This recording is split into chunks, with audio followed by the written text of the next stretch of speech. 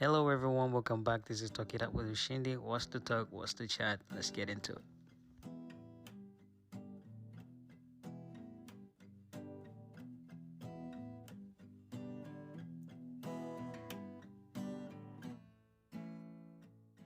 Every time I'm having these conversations with myself, I always try to have them relate to my African side of self.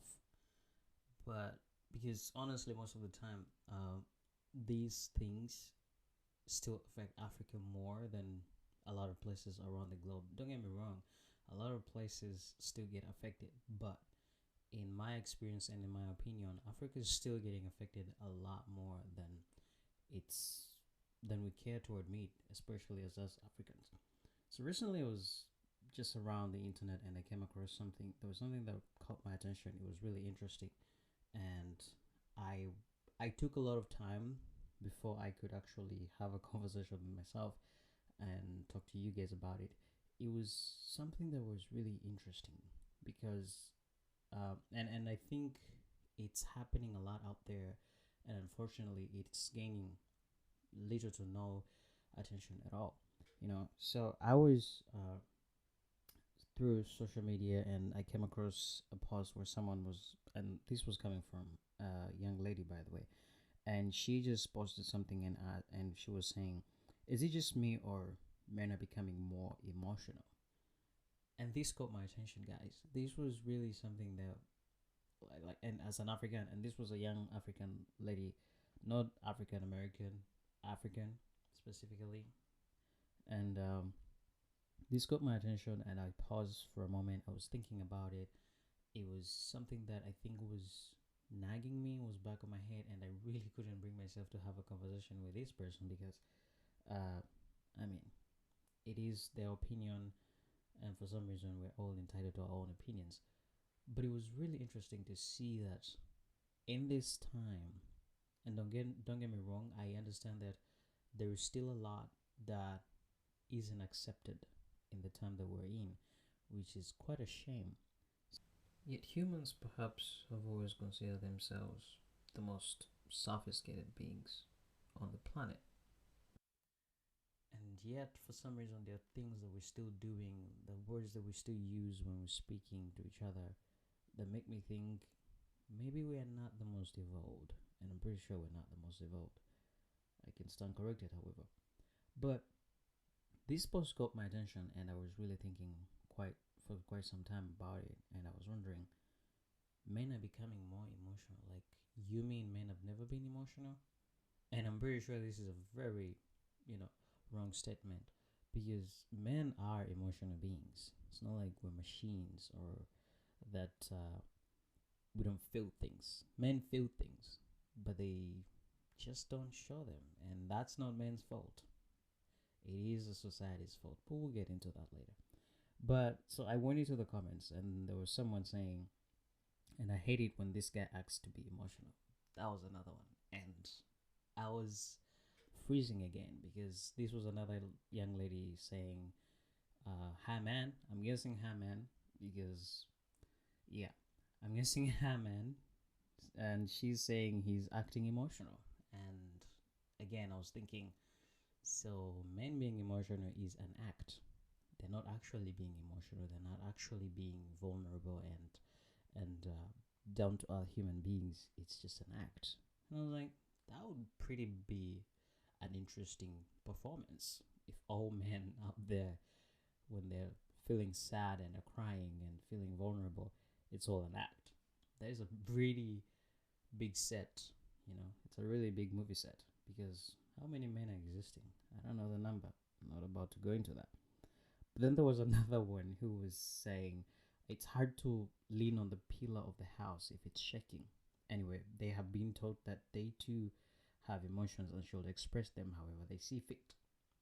Now, there is something wrong about this statement. On one hand, as I said, I intend to have these conversations relate to my African side because, like this one says, it's hard to lean on the pillar of a house if it's shaking.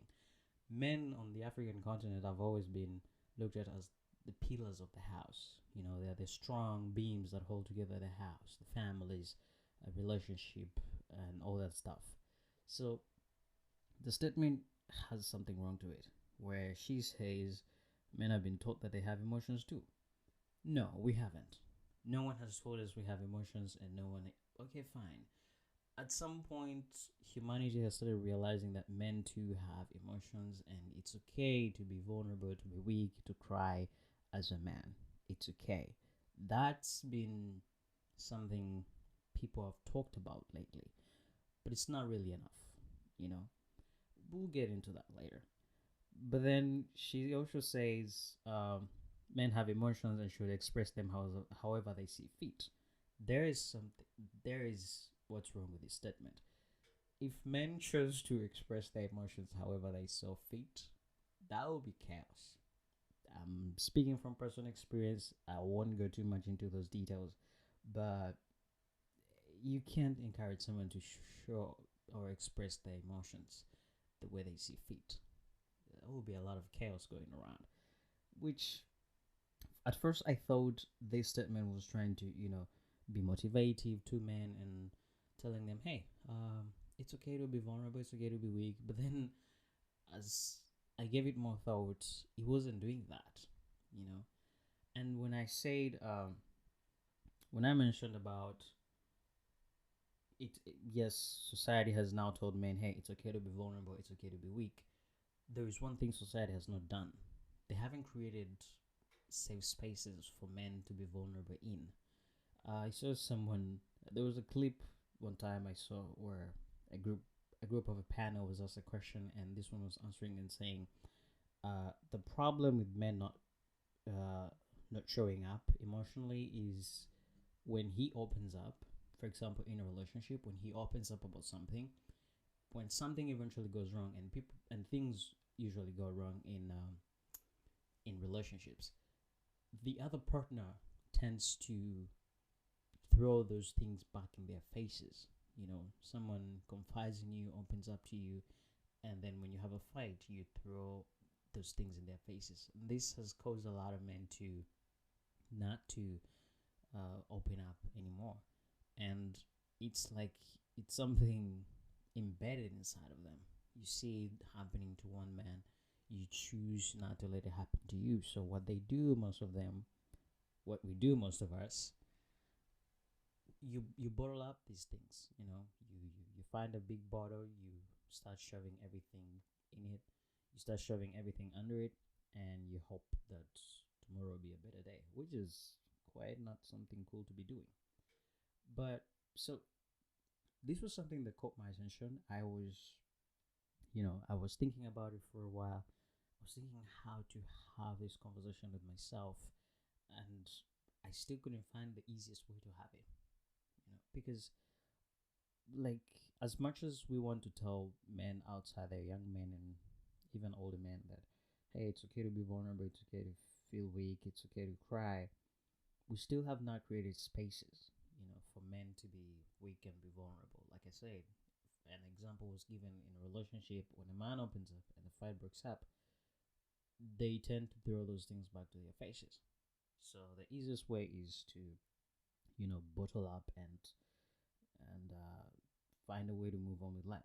Someone also, and then I came to across something similar where someone, and this was a man, he was saying men will literally do push-ups and tell each other to stop being weak instead of going to therapy. Again, yes, men would go to therapy if therapy was there for them. You know, I don't think anyone wants to sit in a room with someone who still views them as, strong and all the masculinity and supposed to be weak. As much as I would love to think that uh, someone, a professional, wouldn't really care about your gender and they would listen to you as much as they would listen to any other gender. As much as that is something one can think about, it's not what a lot of men consider if they have to make the choice of going to see someone for help, you know. And then looking at that, I was just thinking to myself, again, this is all the same situation. I would, a young man out there would rather go to the gym or bury themselves into work. Speaking of burying themselves to work, I know someone also who mentioned that burying yourself into work and staying busy does not help your mental state.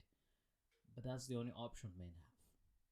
It is literally the only option men have.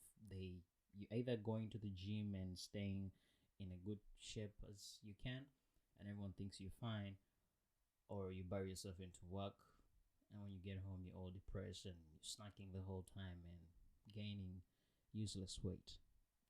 Those are literally the only options men have out there, and it doesn't help when you see one person saying, "Hey, it's okay to be man. You're human too. You have emotions. It's okay to cry. It's okay to be vulnerable." 10 seconds later, you see someone saying something like completely opposite. You know, so when someone says the complete opposite, you keep wondering to yourself like, is there really honesty to everything else anyone else is saying out there, or is it all just at the end of the day they're gonna laugh into your face and, oh, you've been crying, you acting like a baby, you're weak, and all that.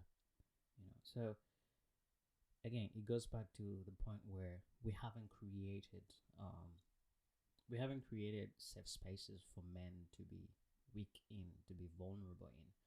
There there is a need for that. There's a need for a space for men to cry in, and I'm not saying the bedrooms, because a lot of men, I'm pretty sure I speak for a lot of them when I say they cry in their bedrooms, and then when the morning the sun is up at dawn, it's another day to hit the gym, get the money, go back to the dark rooms and sober it out, you know.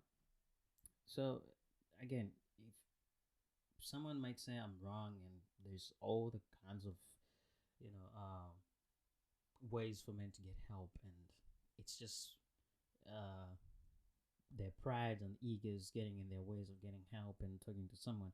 But look, it's out there. You might think it's me just talking gibberish, but it is out there.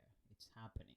You know, normal people are what we listen to. We don't listen to professionals, and you might understand that every single time there's something happening, people don't always go to the news to see, okay, how many men are getting help professionally, or how many men have come out to speak and be like, hey, I am weak, I am vulnerable, and I have all these emotions inside of me. You don't see that. But we see it from from daily people, casual people, normal people going on and be like, man, stop being weak, stop this and that. And it is what it is. I just wasted the line. That's some wasted word, you know. But this whole thing got me thinking. I went into a little bit of digging, and here's the thing: the number of male that die by suicide are 3 to 4 times more often than do females. There you have it. It's not it. There's literally statistics that show how much or how many men die in a year due to suicide, and these suicide most of the times are all caused by depression and anxiety. You know, the feeling of being alone in the world, and the feeling of being left out and not having anyone to talk to, despite everything that you're going through. And it's quite sad to see. Someone would think in this time and in our time it should be easier for everyone, but it's not. I mean, we still have countries that still ban same-sex marriages.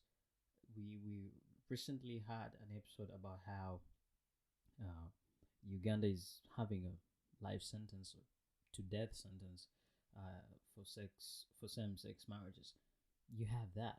So as much as this shocks you, it's at the end of the day I always go back and look at humanity as a whole. Like, we still have things that we're punishing people for, things that really shouldn't matter at all.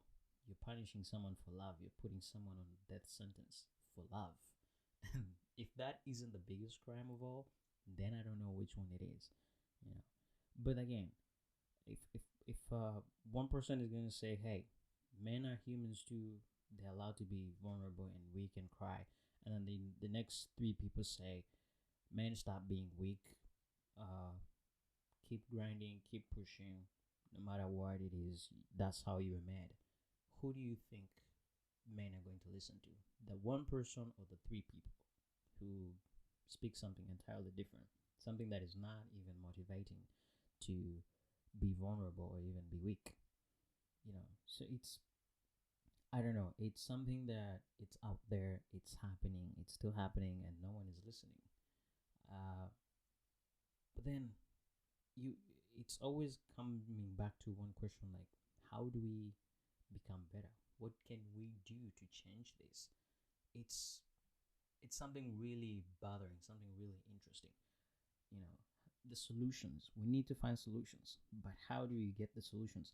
The only way we get these solutions, I think, is if men themselves come together and just talk to each other.